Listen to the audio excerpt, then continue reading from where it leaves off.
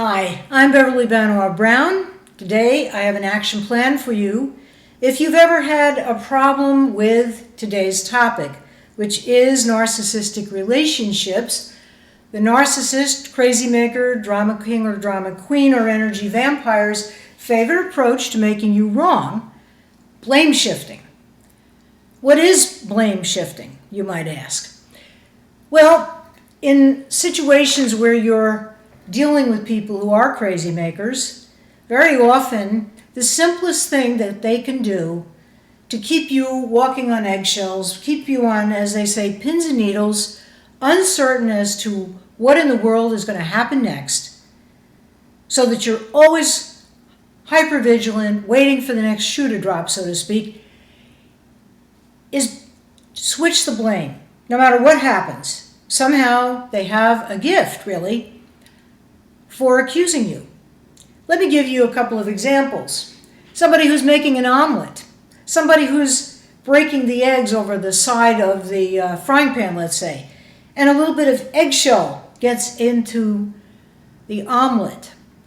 Instead of taking responsibility and maybe replacing the eggs and starting all over again, they scream at you in the next room and they say, "You see, you were playing the radio and it distracted me, and now I've ruined the omelet I wanted so much." Blame shifting. Not taking responsibility for the fact that a simple little thing like getting a few pieces of shell in the omelet can happen to anybody. And without a lot of resistance and fanfare, you either fish the little pieces of eggshell out and start all over again, or keep it cooking, or whatever it is you do. You don't, in a normal response to situations, pick on somebody else and blame them.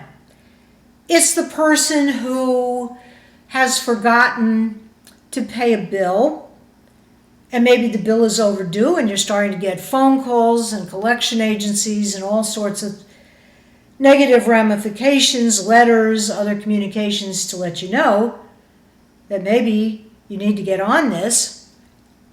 But the person finds a way to say, "It's all your fault. You should have reminded me. You should have put it on my calendar to call them, to send the bill, to put it on a credit card," or whatever.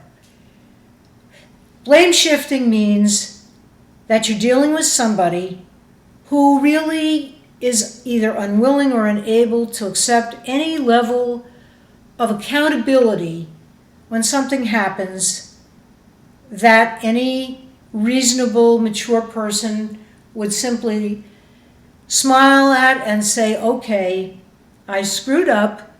How can I do better next time? What can I learn from this?" And then happily get on with the day. When you're dealing with somebody who does blame shifting, and it can happen in very serious situations where it's a major catastrophe about to happen, or it can happen, as I described with the omelet, in everyday simple situations, there is a deeper situation going on which really needs to be addressed, and that is that you may very well be dealing with an individual whose emotional immaturity, whose difficulty understanding how painful, how devaluing of you, how demeaning of you and your inherent worth and dignity it is to treat you in such a manner. What they often don't recognize is that they are demeaning to themselves in the sense that they are discounting the importance of integrity in their own lives. They're discounting the significance of living life and really showing up for it in a big way, or even in a small way sometimes, by always trying to make it look like somebody out there is causing them rotten luck. Somebody out there doesn't get who they are, doesn't understand their genius, doesn't comprehend the brilliance of their ideas and their inventions and their artistic abilities. You see what I'm saying? There's always a sense of, who can I put this on so I don't have to look at myself and find myself wanting. When you think this way, you are inherently viewing yourself on some level, often some deep subconscious level, as being victimized. What happens when we stay in victim stance? We are disempowering ourselves. And in the process of disempowering ourselves and looking outside of ourselves at who can we blame? The person we live with, the cat, the dog, the bird, the person, the people, the children, the parents, the families, the co-workers. When we do that, we're always looking at ways to avoid what we need to look at most, which is our part in whatever it is that's happening.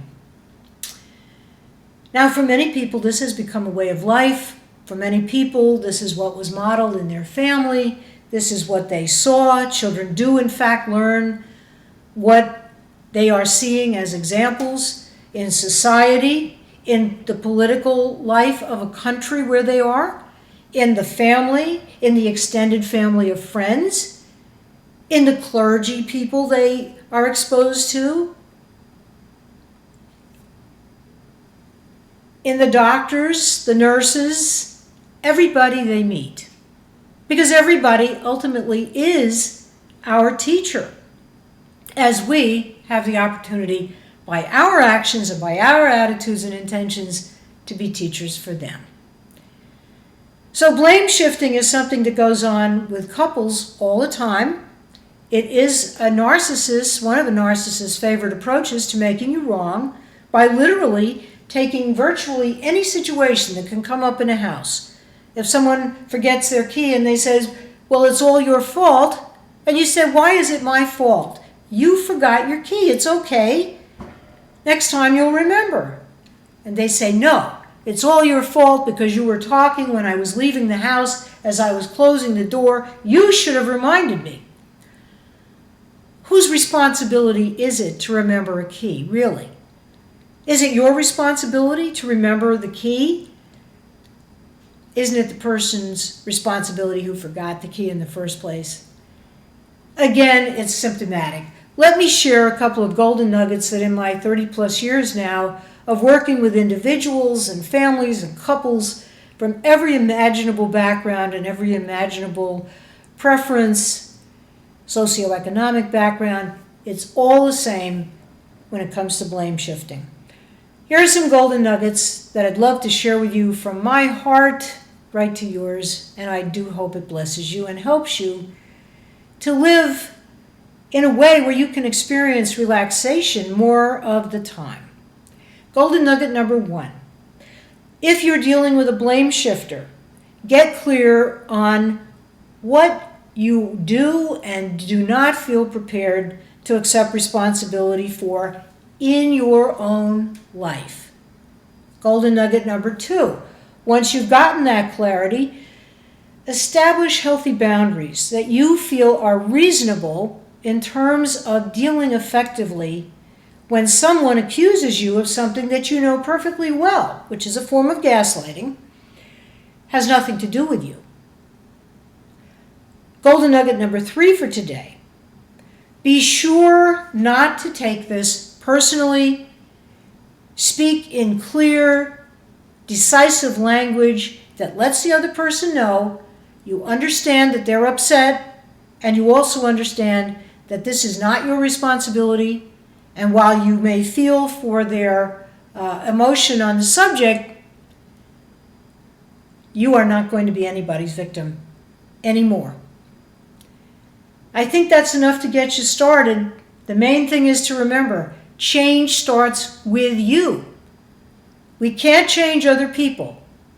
And by changing ourselves, other people around us will change. We can't do it, however, because we want to manipulate, control, or change other people. We have to do it because we find enough love for ourselves to do the job that needs to be done.